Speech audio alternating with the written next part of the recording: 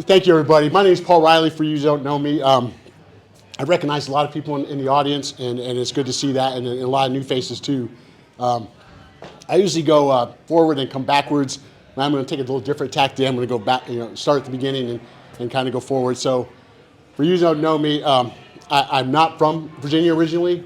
My wife and I retired here 14 years ago from Germany and settled in the Crozet area. It's our 19th house. It's been a long road, and it was a great run while we had it. But I was born in upstate New York in a rural area, much like this part of Central Virginia, a little more hilly maybe, but and we lived 14 miles from the nearest village. So if you wanted milk or anything, you had to really. We got it from the local dairy farm, where I started my work ethic, my career. My first job was milking cows in 1982, 80. Somewhere around in there, 80, 82. And I thought I was making big money back then, $6 a milking. If you did it in 2 hours, that's $3. That's like more than minimum wage back then.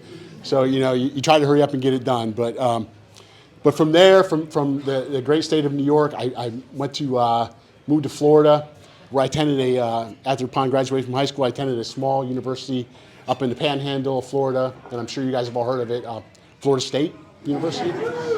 Yeah, go Noles? No? Nobody? Okay. one Noel? I know I'm in Who territory, so I have to say that. So, upon graduation, I joined the Army. I joined the Army as an enlisted soldier after obtaining a 4-year degree. And I think that probably did me well going forward as a person, because I was able to learn the other side before I finally became an officer almost 9 years later. And it was pure economics, folks, let me tell you. I was a staff sergeant, an E6, and my wife was pregnant with our first child, and I looked at the pay scale, and I'm like, oh, hell no. I need to become an officer. And so I did. But it was the best move I made in my life, besides getting married and having children, becoming an officer, because it kind of it gave me a better perspective on things. Like I said, we were stationed all over the world: Panama, England, Germany. I went to some nice vacation spots, Iraq and Afghanistan. I don't recommend them this time of year; it's a little warm. But during that time, I developed the skills and the leadership required to make me a congressman for the 5th Congressional District. Besides the leadership skills honed, I learned conflict resolution. I had to work with foreign governments. I had to work with, the British government. I had to work with the Iraqi. I was an advisor to an Iraqi counterpart of mine, Major Hussein. And then in Afghanistan, I worked with the Germans. And then, one of the big things, I stopped, not bragging on myself, I stopped an international incident down in Ecuador back in 1995 when something went south on a mission. Went way south.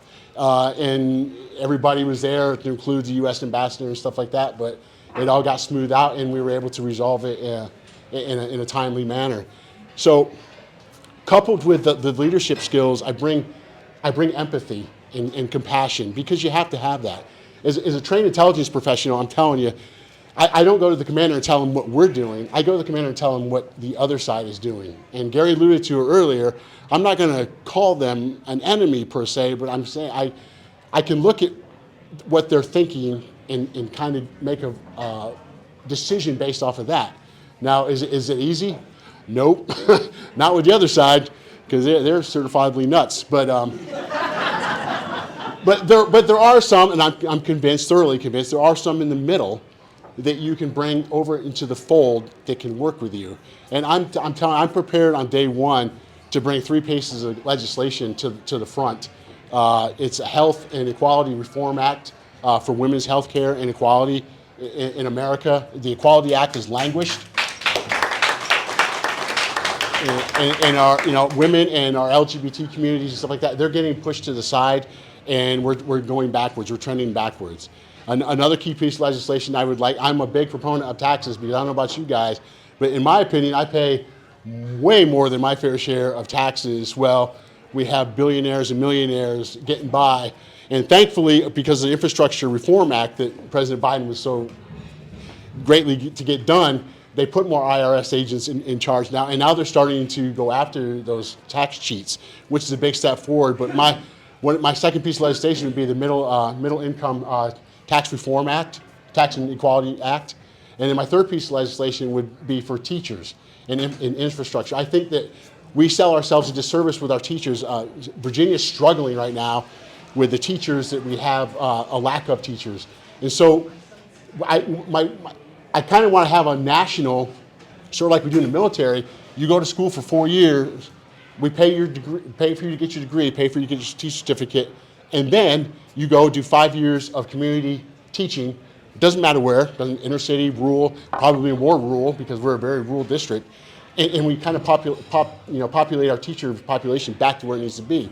And then we got to bring kind of almost like a national average of teacher salaries, because our teachers are woefully underpaid.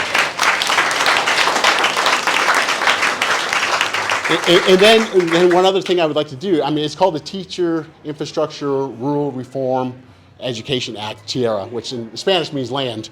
But one other thing I'd like to propose in that would be to give them a one-time stipend and to give them little percent financing to get them to buy a house in the local area where they're teaching. And I say that from personal experience because as my kids went to Western Albemarle, their wrestling coach, great man, Adam McKay, he lived in Fishersville. And that man had long days traveling back and forth with his own family, and his wife Elizabeth also taught at Western, but they could not afford, even dual income teachers could not afford to live in Western Albemarle County, which is, to me, is a tragedy of epic proportion. So, you know, we want to make sure that we make sure our teachers get the help and the stuff that they need.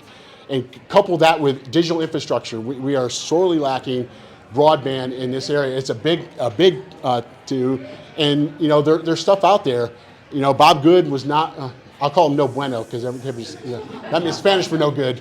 But there's money out there. $56 billion was earmarked for infrastructure, and did he bring any of it back to this district? No, he did not.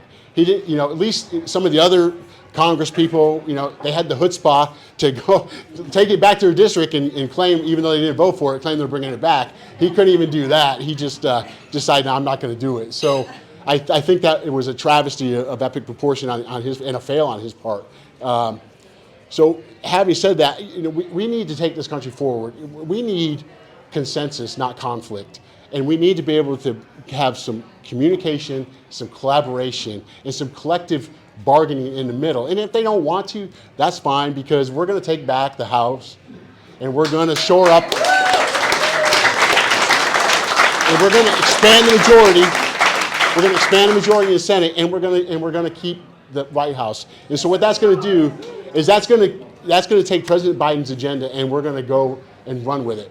And if they don't want to run with us, they can sit on the side. Or if they want to be an obstacle, you know, we can go around them and we can go over them, or we can just go right through them and just take the fight right to them, because, you know, this country is in the 21st century. We're not in the 20th century. It's not 1957. And they need to understand that.